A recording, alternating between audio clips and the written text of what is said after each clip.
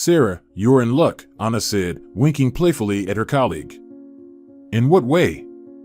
Sarah asked, surprised, as she fastened the last button on her medical gown adorned with daisies. Sarah couldn't stand boring white gowns, so she personally bought something cheerful for herself. It's more pleasant for the patients, they won't be scared of the white coat, and it's more calming for me, she used to say. You've been assigned to Mr. Inigo's ward, that wealthy man. If he likes you, he'll reward you generously. Someone from our staff mentioned that. You've lucked out today, Anna explained. What's he doing in our clinic, if he's so wealthy? Couldn't he find a better place? Sarah wondered. It's not about that, he's just friends with our chief physician. Seems like they're childhood friends. He comes here sometimes to take care of his health. Heart issues or nerves, something like that. I don't delve into it, Anna replied. I'm not sure if I'm lucky. I can't stand those wealthy egotists who expect everything to be perfect, from their bedsheets smelling like mountain air to having a perfect nurse to administer their injections. I know them, I've dealt with them before. You think I came here for what? Because dealing with patients here is simpler, without all the hassle, Sarah expressed her thoughts. Don't worry, this guy is actually nice. The girls wouldn't have said so without reason. Go on, take your post, friend, Anita smiled, grabbing her green folder with the doctor's orders and leaving the nursing station. Mr. Inigo, a senior, was settled in a private room.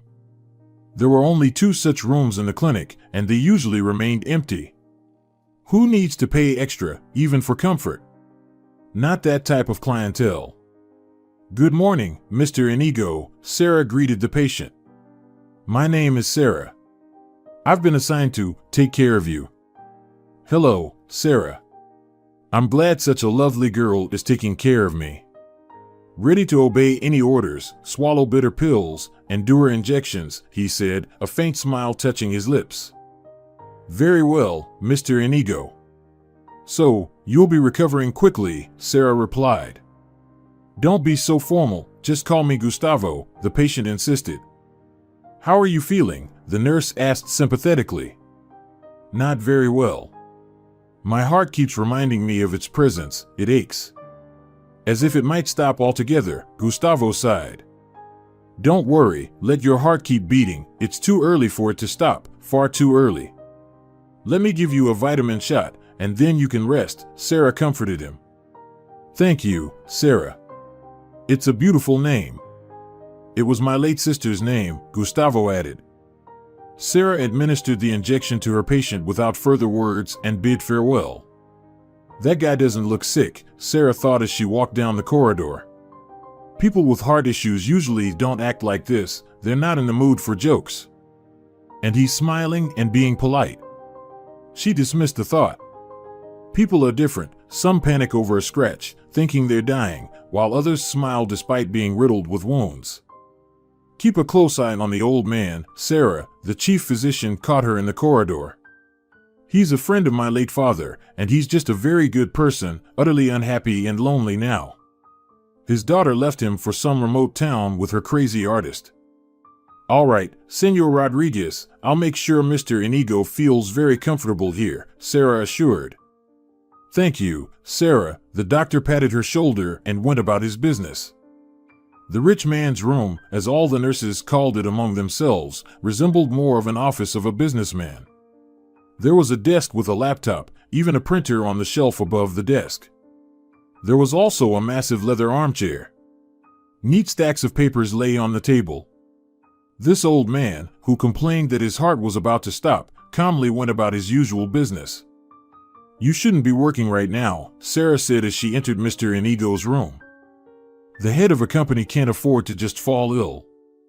Everyone always needs something from a poor old sick man, he chuckled softly. Travel agency Minerva, Sarah read quietly from one of the documents. Beautiful name. That's my daughter's business, Gustavo sighed sadly. She chose that reckless artist over me and her comfortable life. Maybe she just loves him? Sarah cautiously suggested. When you love someone, wealth doesn't matter, as long as you're with that person. You're probably right, kiddo. Not everything can be measured in money. I just realized it too late. Too late, the man responded with a tinge of pain and hopelessness in his voice. Sarah didn't know what to say. There was such pain and despair in the man's voice. She handed Mr. Inigo his pills and a glass of water. He drank obediently and turned away from the nurse. Sarah left the room with a heavy feeling in her chest. I wouldn't be myself if I didn't find out what's going on with this old man, she thought, heading down the corridor. As usual, she had a lot to do. One day, Sarah managed to uncover something that turned the lives of several people, including her own, upside down. In Mr. Inigo's room, there was a bathroom, and from there, one could access both the patient's room and a special utility room where various supplies were stored. Only staff had access to it. Sarah, always a girl with a sense of humor, as her patients loved and her colleagues appreciated, quickly slipped into the utility room, as she called it. Sarah cracked open the door to the bathroom and listened intently. "Gustavo, my dear, what are you planning?" Senor Rodriguez was saying. "Filippo, my boy, I have to try. The main thing is to spread the rumor. That's my job. The guys are waiting for orders to start this advertising stunt. Gustavo Inigo is on his deathbed. He has only one wish, to see his daughter. Does it sound convincing?" Gustavo asked. "It does. But will Minerva rush to say goodbye to her poor daddy, whose heart is hanging by a thread and about to fall out of his chest?" the doctor chuckled. "I don't know about that. My daughter has always been sensitive and kind." "I can only hope for that," Gustavo replied. "Yeah, so sensitive that she ran away with her artist and didn't care about her father," the doctor said. "You know, I'm to blame for that myself. Why did I decide to blame the kid for that dirty deed? I only wanted the best for my girl. But what's best for her? I didn't think about that. I thought I knew everything in advance. Arrogant fool," Gustavo lamented. "All right, old man, go ahead. I think you're living quite well here. If you need anything, you know I'm ready to help you. Take care of your heart, Gustavo." The doctor left the room, and Senor Inigo began to pace back and forth from the window to the door. It was clear that the man was nervous and pondering something. Wow. Just like in a movie. He wants to reconcile with his daughter, who ran away from him years ago, spurning his status and wealth. He's even ready to spread the rumor that he's terminally ill. What an imaginative character. Sarah thought as she carefully locked the door to the utility room. Sarah decided to find a convenient moment to talk to Senor Inigo. Perhaps she could help him.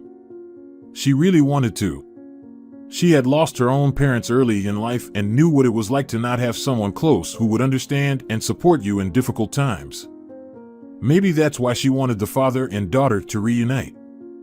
"Good morning, Gustavo," Sarah greeted, entering the rich man's room. "How did you sleep?" "Hello, Sarah. Not well, had some dragon in my dreams.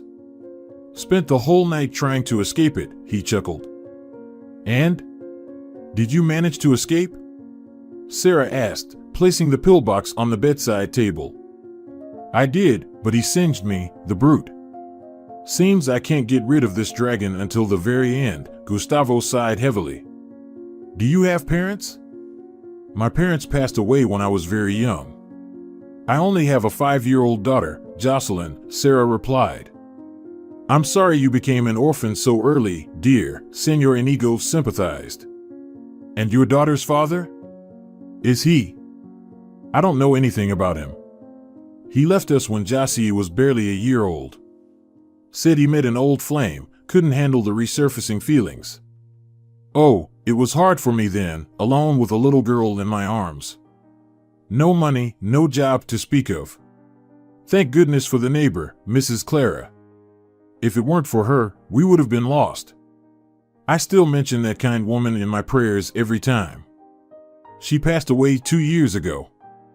"Yeah, you've had a tough fate, my dear," Senor Inigo looked at Sarah sympathetically. "Take care of your little girl. I failed to protect mine. Don't say that. Minerva is alive and happy. Yes, but she doesn't want to see me. I find out about my granddaughters through others. I had to hire a private detective almost to find out about my daughter's life and her family. And what did you find out? She lives with her artist in a small house. I have 2 granddaughters. One is 11 now, and the other is 5, just like your Jocelyn. And what does your daughter do? The nurse asked, sitting on the edge of a chair. She's a teacher. Imagine, she works at an ordinary school.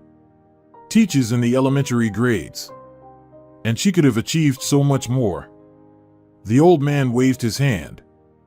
Have you ever thought that Minerva might be happy? Maybe she's achieved exactly what she wanted. Perhaps, Sarah. I convinced myself that one cannot be happy with some simple artist and live in obscurity. Why did she run away? Sarah cautiously asked. And Senor Inigo told the nurse his long-standing story.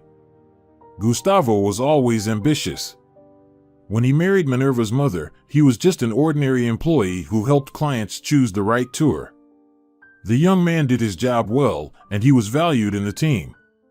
Over time, Gustavo became the right hand of the boss, and then rose to become the general manager. The travel company became his own.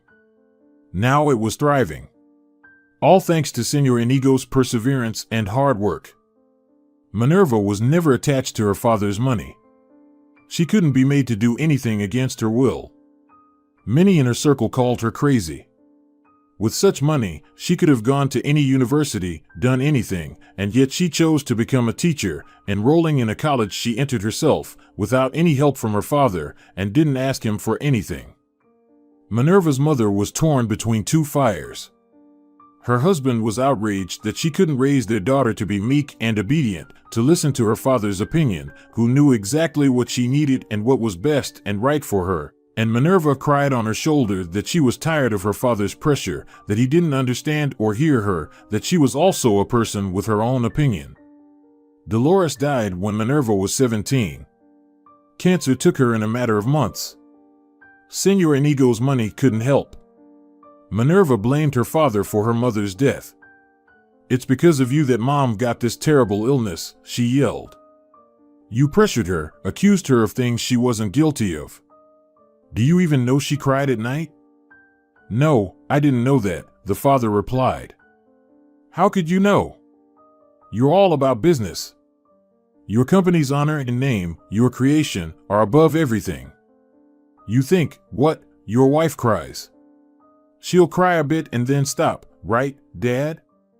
It's just a trifle, a mere bagatelle. Everyone should only do what you said. Only you in this world know how to live, not only for yourself, but for others too. All you care about is status and money. You don't give a damn about people's feelings and desires. That's when the father hit his only daughter for the first and last time. She didn't speak to him for a month. And then Minerva met Alejandro, a young artist who worked as an illustrator in a children's magazine and took orders online. Dad, Alejandro proposed to me, Minerva said one day. What? That pauper?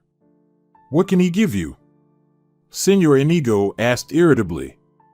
He can give me love, Dad, and care. We'll work, save up, and buy a little apartment or house. Will you let us live with you for now?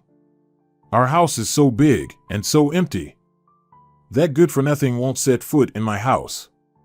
Since he means so much to you, then arrange your life without me. I'm ready to give you everything. You can continue my business. And you choose a pauper. This artist who will be a wreck by 40. I know these people in creative professions. Not one of them has ended their life normally. You know, Dad, I don't want to continue your business. I want to continue my business. My path is to teach children, to show them that in life, you need to achieve everything yourself, that life is multifaceted and beautiful. Minerva, that sounds too lofty. Get down to earth, look around. Yes, you need to achieve everything yourself, but not in a school, as an elementary school teacher. And where then? In a travel company, huh? Yes, at least in a travel company. Only a strong business can provide you with a carefree old age and comfortable living conditions. You know, I'd rather live my whole life in poverty, but with the person I love, than with a father who dictates every step to me and wants to make me unhappy by forcing me to work in a field that my soul doesn't resonate with. I'm leaving to be with Alejandro. Where are you going? To live in squalor with that tramp, the father boiled with anger. He rents a room on the outskirts of town. That's where we'll live. So that's where you'll live on the outskirts. You won't find happiness in the city center. Minerva didn't say another word. She gathered the essentials and quietly left. Senor Inigo waited for a few days. But a month passed, and his daughter didn't return. Then the desperate father resorted to extreme measures. He decided to separate his daughter from this artist, Alejandro. He decided to frame him for a dirty deal drug distribution. He had enough connections, so it was easy for him. But Gustavo didn't have the chance. That day Minerva came home.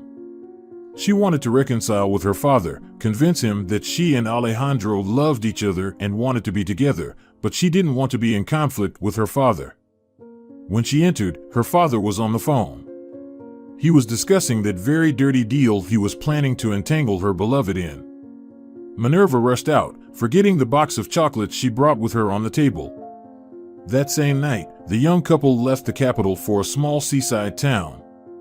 Since then, the daughter stopped all communication with her father. She simply erased him from her life. It wouldn't have cost Gustavo anything to find her, or even to kidnap her if he had wanted to, but he realized that Minerva wouldn't give in. It was her choice, and he simply had no right to impose himself, let alone interfere in her life. True, it was too late. How to regain his daughter's trust? Senor Inigo had no answer to this question. Perhaps, now it was the most difficult question in his life. This same question haunted him now. That's why I decided to commit this foolish act, to fake my terrible illness, Gustavo said bitterly to Sarah. She sat silently but listened very attentively. It was evident that her whole being responded to this sad story. What do you expect from your daughter? Sarah suddenly asked. That she will come and forgive you, throw herself into your arms? What? I don't know, my girl, I really don't know. I realize I was a terrible husband and father, selfish and stubborn, but I don't want to die without hugging her, my Minerva, and my granddaughters. Imagine, they were born and almost grown up, without me. I didn't see how they started to walk, talk, what they lived for all these years. Gustavo covered his face with his hands, his shoulders trembling. Sarah understood that he couldn't hold back tears anymore. Tears of bitterness and longing, of his own helplessness and the futility of past quarrels and grievances. Maybe you'll think I'm crazy, but you need to make sure your daughter doesn't know it's you. You need to go there, to that, as you say, godforsaken town, and settle nearby their old house. You need to befriend her again, earn her trust and love. It will be love not for her father, but for a lonely neighbor, kind and caring. Only if you really want this, you'll have to become that kind neighbor, not just seem like it, but be it. You'll have to truly accept your son-in-law because he's Minerva's beloved. Are you ready for that? Sarita, where did you get such wisdom? You're not even 30 yet, Senor Inigo marveled. I'm 31. I'm passionate about psychology. And I love psychological thrillers and detective stories like hell. Although you exaggerate. What wisdom? I just don't know what else to come up with. I can almost see you there, in that small, hopeless town, walking along the seashore, and your girls running towards you. Sarah, but that's impossible. How can I just drop everything and go to some godforsaken town?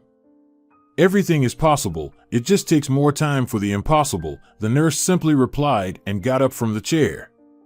If you want to experience what it means to love your loved ones again, do as I say.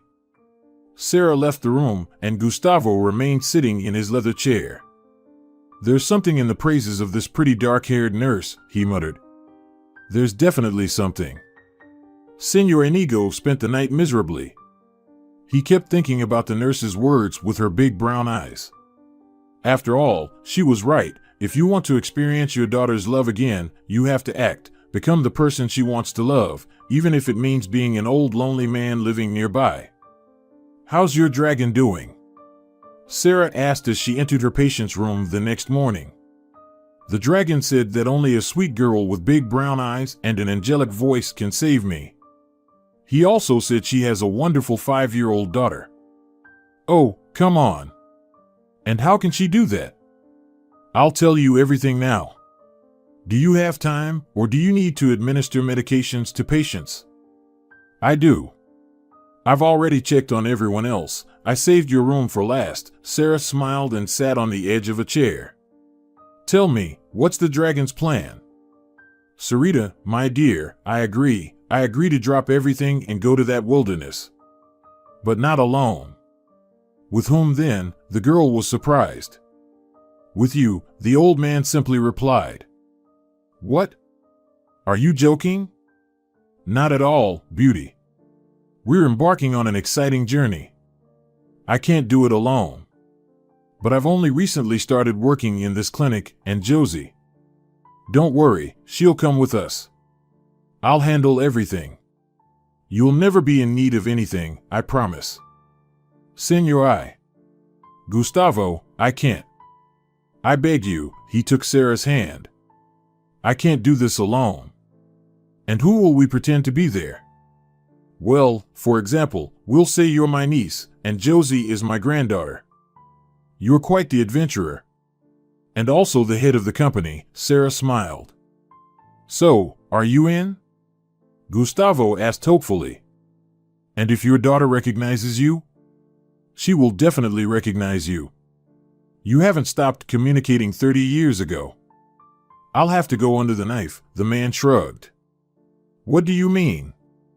A little plastic surgery wouldn't hurt.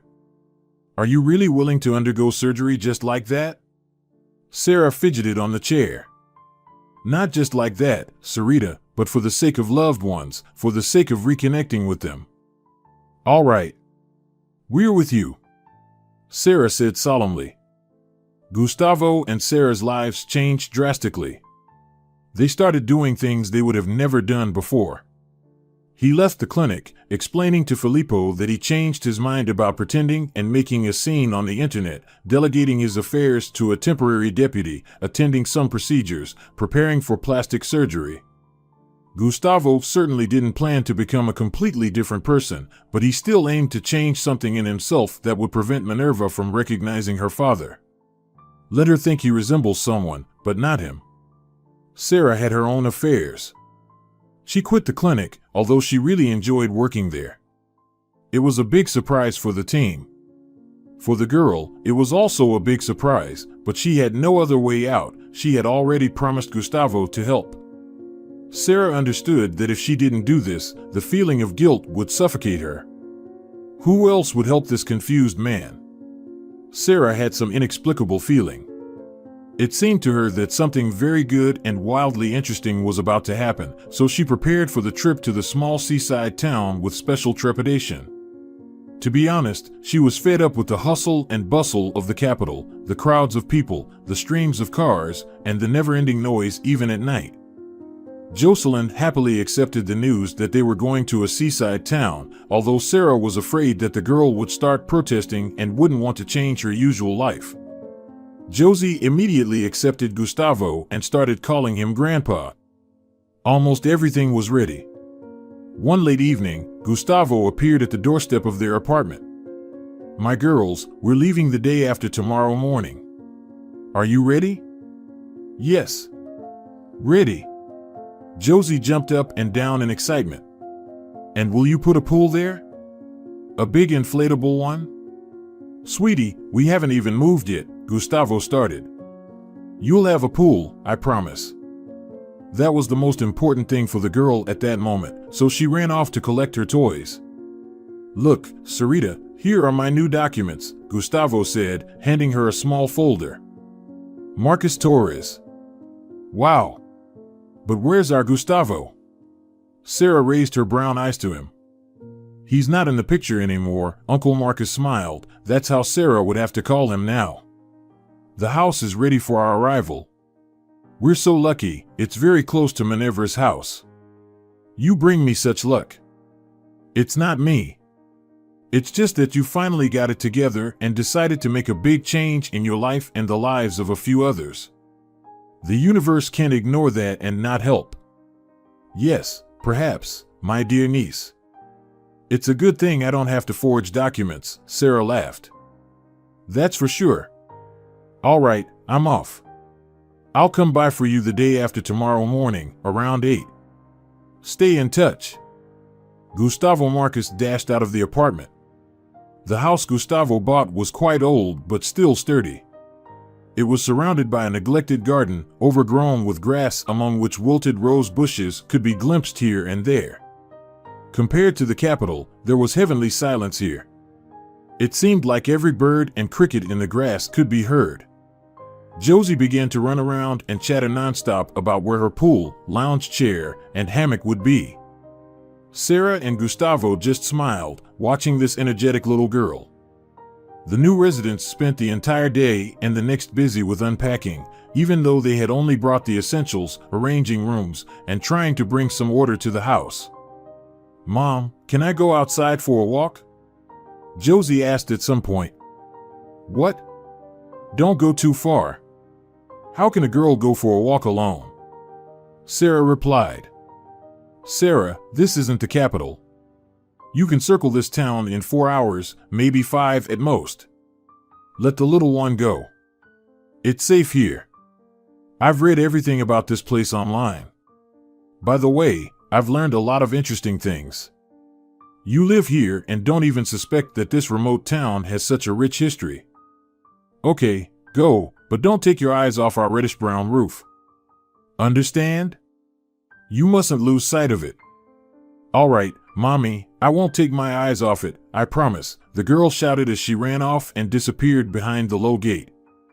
Such a fireball, Sarah remarked, wiping dust off the shelves in the living room. Can't sit still for a minute. She's just a child, Gustavo said, unpacking another box. Oh, these are Josie's toys. She'll sort them out herself when she gets back.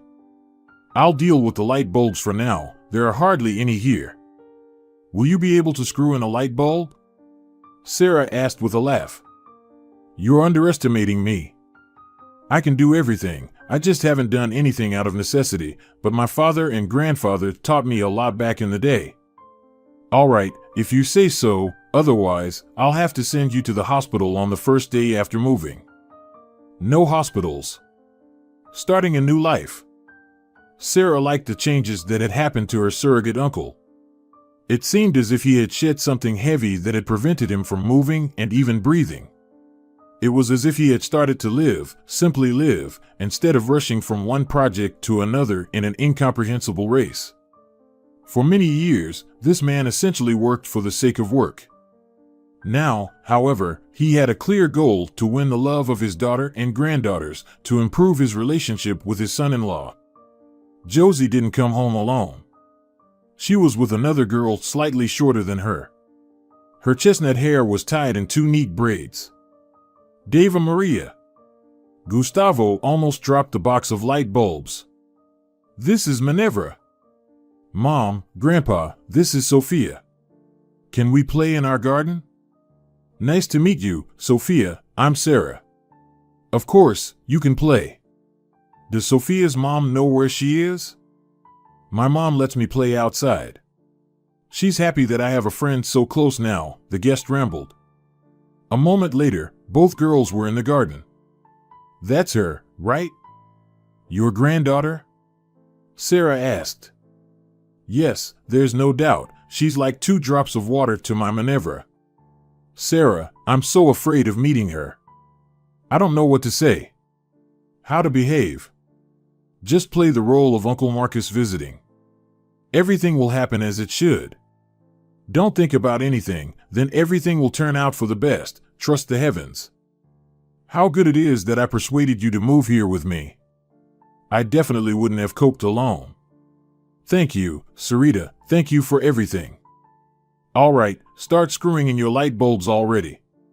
Sarah patted her uncle on the shoulder. They met at the market on a beautiful sunny morning. Minerva was choosing greens, while her father was selecting fruits. Gustavo was wearing a straw hat and dark sunglasses. He resembled some sort of farmer. That was good. It would be harder for Minerva to recognize her dad that way. "Hello," Minerva called out to Gustavo Marcus. "Good morning," he replied, trying to sound as casual as possible. His heart clenched. He wanted so much to run up and hug his little Ming. That's what he used to call his daughter when she was a little girl. "You moved into the house with the red roof about a week ago, right?" Minerva asked, stepping a little closer. "Yes, that's correct. With my niece and her little girl," Gustavo replied. "Oh, so that's your granddaughter, isn't it? Such a lovely, cheerful girl, Jocelyn," Minerva exclaimed. "That's right, she is. Have you met her?" Gustavo asked. "She's friends with my Sophia, barely knew each other and already like two peas in a pod. I'm so glad you moved in. Now, my youngest will have such a wonderful friend nearby," Minerva said. "Yes, Sarah and I are very happy too. You should come over for tea sometime. We're neighbors after all. You can tell us about local traditions," Gustavo smiled. "Absolutely. We'll definitely come. See you later." The young woman slipped her greens into a bag and almost instantly disappeared from view. Gustavo didn't even have a chance to say goodbye. Yes, he remembered, his daughter had always been like that, restless and energetic, but at the same time, the best student. He walked back to his old new house with a bag of fresh fruits. "Did you get bread?" Sarah asked. "Huh? Oh, I forgot about bread, sorry. I'll go back and get some now," Gustavo replied. "What's wrong with you? You seem off," Sarah asked. "I saw her, Sarita. I even talked to her, can you imagine?" Gustavo said. "You met Minerva?" Sarah quickly wiped her hands with a kitchen towel and hugged her uncle. "Yes, Minerva," Gustavo replied, hugging his niece back. "I almost ran to her with open arms, barely held back. My heart was racing. I've never felt like this before. I even invited them for tea. I told you, you've just started living, not chasing after the success of your company," Sarah said, stepping back slightly. "I'm so happy for you. Everything will be fine, I can feel it. Thank you, my hazel-eyed girl, thank you 1,000 times." Tears welled up in the old man's eyes. He pinched the bridge of his nose with 2 fingers, as people do to keep from crying. "I'll go get the bread myself, and you make the coffee. You're great at it." "I'll be right back." Sarah grabbed her purse and quickly headed for the exit. The Alvarez family arrived in full force. Everyone quickly got acquainted and started setting the table together. "You have such a nice uncle," Minerva said as she and Sarah were cutting the pie in the kitchen. "Yes, Uncle Marcus is very good. He can be a bit naggy sometimes, but overall, he's a great guy," Sarah smiled. "You know, when I look at him, my heart starts beating faster. I can't even explain it. It's like I've met my soulmate." Minerva trailed off. "It happens. So, we'll be good neighbors," Sarah said. "Yes, exactly. Have you found a job yet?"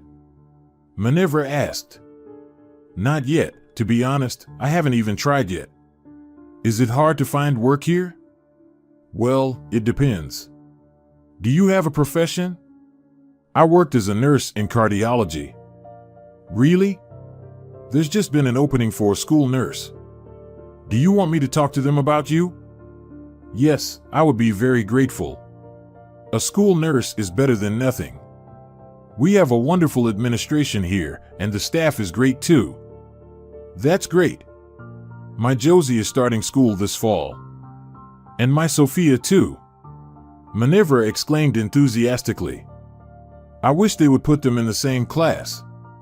Otherwise, my Jocelyn won't survive being separated from Sophia. Don't worry. I have some influence at our school, so I'll sort everything out. Let's go, everyone's been waiting for the pie." They drank tea, joked a lot. The men were discussing something, planning to have a barbecue next time. Leticia, Minerva's older daughter, was telling the girls something. They looked at her with mouths agape, holding their breath. The most interesting thing about these gatherings was that nobody had to think about what to say or how to say it. Everything just flowed naturally. It was simply fun and pleasant to sit together in the living room, eating treats and chatting about various things. "Where did you move from?" Alejandro suddenly asked. There was an awkward silence. "We ran away from the capital," Sarah suddenly spoke up. "We got tired of the noise and the expensive life, so we dashed here, to the seaside, for peace and greenery." "Wise decision," Alejandro praised. "The hustle and bustle of the capital is real poison for me. Whenever I go there on business, I come back home exhausted." "I haven't left our little paradise for ages," Minerva joined the conversation. "And I don't feel the urge to. In my youth, I thought our capital was the best place on earth." "Yes, everything changes." As they bid farewell to the Alvarezes, Sarah hugged each of them. "Come visit us," she said to Leticia. "Your little sister often comes over." "Thanks, I will. Besides, Don Marcus promised to help me with math," the girl laughed. "You too, drop by, Sarah, let's chat. And I'll talk about your job. Come over and we'll discuss it." "Yes, I'll definitely drop by." That evening, Josie fell asleep quickly. Sarah didn't even have to read her a bedtime story. After tucking her daughter in, she went to the kitchen to have a glass of water. She found Gustavo there. He was sitting at the table, staring out the window. The kitchen was illuminated by the round-faced moon, casting its silver glow on the leaves of the trees in their garden. "Can't sleep?" Sarah asked softly as she sat down on a chair next to him. "Yeah, old man's insomnia," the man chuckled. "It's a full moon tonight. I always sleep poorly during a full moon." "Really?" "I've never paid attention, whether it's a full moon or not. I tell you, I'm getting old. Can't do anything about it." "How do you feel about being with your daughter, son-in-law, and granddaughters? Do you still think Alejandro is a freeloader and a scoundrel who won't end well?" "Sarah, stop teasing me. I've realized I was wrong." "Good for you, Uncle Marcus. Keep it up. You're quite the actress." "We fled the capital's noise. We wanted peace. You shouldn't have gone into medicine, you should have pursued acting." "I had to say something. We didn't even discuss it beforehand. I saw you there, silent as a fish, so I had to take matters into my own hands. I think it turned out very plausible. Imagine, Minerva wants to talk to the school administration and get me hired as the school nurse. Cool, huh? Why do you need to work? I promised you wouldn't need anything. I owe you so much. You don't understand a thing, Uncle. You and I are, after all, just ordinary people. We need work. If I were you, I'd consider a job as a minibus driver or something similar. Otherwise, it's too suspicious where we get the money from if neither of us works, and we're raising Jocelyn. You're right 1,000 times, my wise niece. Where did I find such a clever girl like you? You know, I found myself in the same place you did, my dear uncle. You know, Sarah, sometimes I really feel like you're my niece, and Josie is my granddaughter. And I really like it here. I can't understand how I lived in the capital all my life. They stayed up past midnight. It felt so good to talk about what was on both their minds on this moonlit night. The garden through the open window seemed magical, as if a fairy with transparent wings would flutter from a branch any moment, or a group of gold-seeking gnomes would appear in the clearing. Beauty and silence. What else do you need for happiness? For true human happiness. Minerva couldn't sleep on this magical night. Tired of tossing and turning, she got out of bed and went into the small courtyard, settling into a wicker chair and lost in her thoughts. The young woman thought about her father. They hadn't seen each other for 17 years, long 17 years. How was he living? Did he remember his only daughter? She knew almost nothing about her father. Sometimes there were mentions online, but mostly about his company. It still bore the name Minerva. Why did he treat her and Alejandro like that? Why did he want to put him in prison for life? Didn't he understand that she loved him and still loves him? Minerva felt sorry for her father, alive, successful, but so tangled in his judgments that he couldn't simply enjoy living and loving his family. Minerva still loved her father, despite the terrible, despicable act he almost committed. The young woman often thought about writing to him or going straight to the capital, to her native home where she was born and raised. But she was afraid. She feared that her father would reject her, kick her out, and curse her. What if he had a woman and maybe even a child now? When they parted, he was just over 50. So Minerva never attempted to contact her only blood relative. Now, with these new neighbors arriving, Minerva was even more considering whether to visit her father. Yes, I will go and talk to him. Let him reject me and curse me, but at least I will know that I'm not needed and will leave the illusion that we will ever reconcile and embrace each other. The woman thought and went to sleep. Minerva's summer vacation began. The perfect time for a trip to her ancestral home. She decided not to tell her husband and daughters about it. Who knows what this little journey might lead to? It's better they don't know. She'll tell them later when she returns. Minerva decided to say she's just going to visit a childhood friend. She bought a train ticket. She always loved trains since childhood. On the day of departure, Minerva came to Sarah, with whom they became very close friends. "Hi, dear," Sarah shouted from the garden when she saw her friend. "Hi. Can I come in?" "Of course, come in. Do you want tea or juice?" "No, thanks." "Sarah, I wanted to ask you something." "Sure, what do you need?" "I'm going to the capital today. I've already bought a ticket. I want to visit a friend. Although who am I lying to? I want to visit my father. We haven't seen each other for 17 years. That's what I wanted. I can't live knowing that he's somewhere out there, and I can't even talk to him. What if he needs help? You know, I decided, let him kick me out rather than speculate whether we can fix things or not. I may still be angry with him sometimes, but he's still my biological father. I have no one else left from my family except Alejandro and the girls. How can I help you?" asked a slightly pale Sarah. "Are you okay? You look a bit pale." "Everything's fine, probably just the heat." "So what did you want to ask?" "Oh, yes. Will you watch over my girls? Alejandro had to leave urgently on business, and then there's my trip. I'm afraid to cancel it. I might not dare to do it later." "Yes, of course, I'll watch them, don't worry." "When are you leaving?" "I need to be at the station by 6. The train leaves at 6:30. "3:30, Sarah muttered quietly. "What?" Minerva asked. "Nothing, I just said it's 3:30. "Okay, I'll run. I need to do something before I leave. I plan to be back tomorrow." "Okay, Minnie, go ahead. If the girls are with you, let them come here. I made homemade lemonade." "Yes, I'll tell them." "Thank you, Sarah, you're so kind." Sarah's head turned into a cauldron with some potion. Thoughts boiled, spilled out, but nothing valuable was born. How to stop Minerva? If she's ready to meet her father, what's the point of waiting? She must tell her the whole truth. But what if she ruins everything? Oh God, what to do? How to arrange everything? Minerva had 3.5 hours left before her departure. She needed to think faster.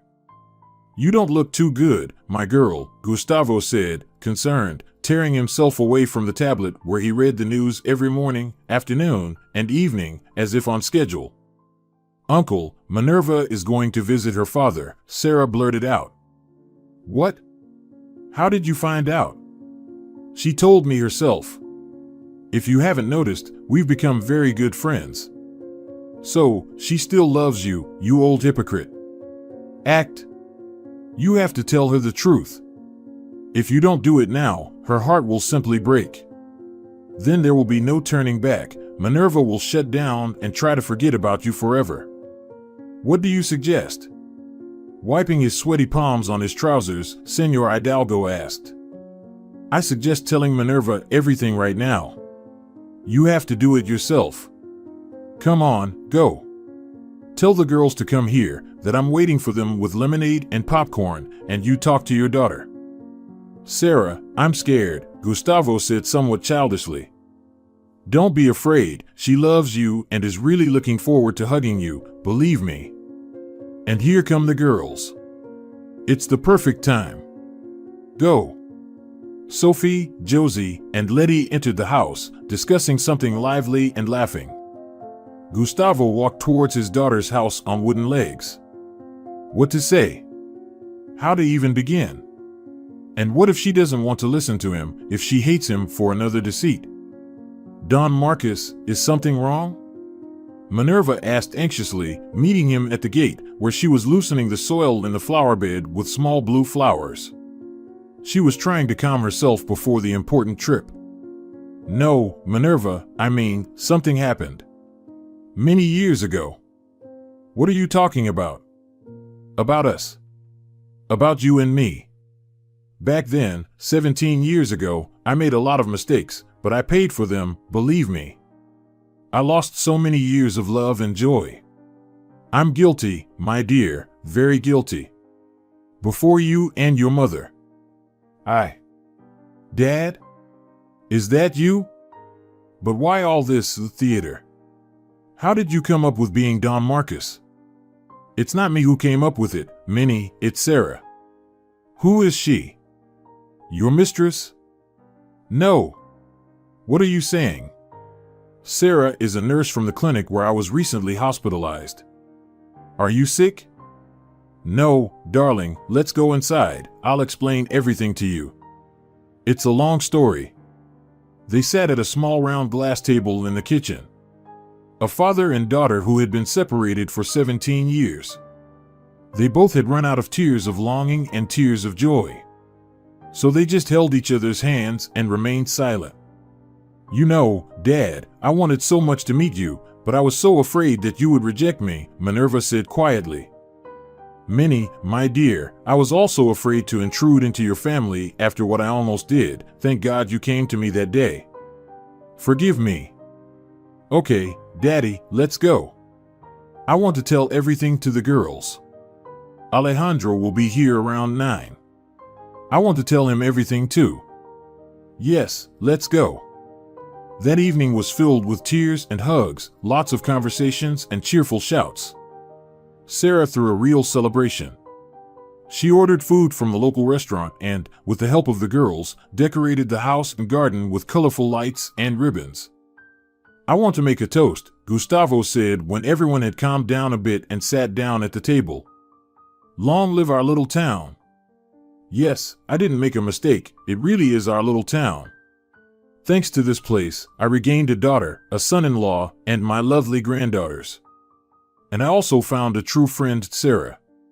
If it weren't for Sarita, I would never have dared to do what I did with this wonderful girl. Oh, stop it, Gustavo. I just wanted to help, Sarah blushed slightly and lowered her eyes. And you helped, exclaimed Alejandro. I will write your portrait. We will worship it like an icon. Alejandro, stop fooling around. Minerva scolded her husband. I'm not fooling around at all. You'll see, my soul, literally in a few days Sarah's portrait will be ready. Let's drink. Wait, I'm not finished. Gustavo raised his hand. I want us all to live as one family, so I plan to stay here forever and build a good house. And now that's all. The glasses clinked. The house filled with peace, happiness, and harmony. Dear viewers, if you enjoyed the story, please support the video by liking it and leaving a comment. Thank you very much.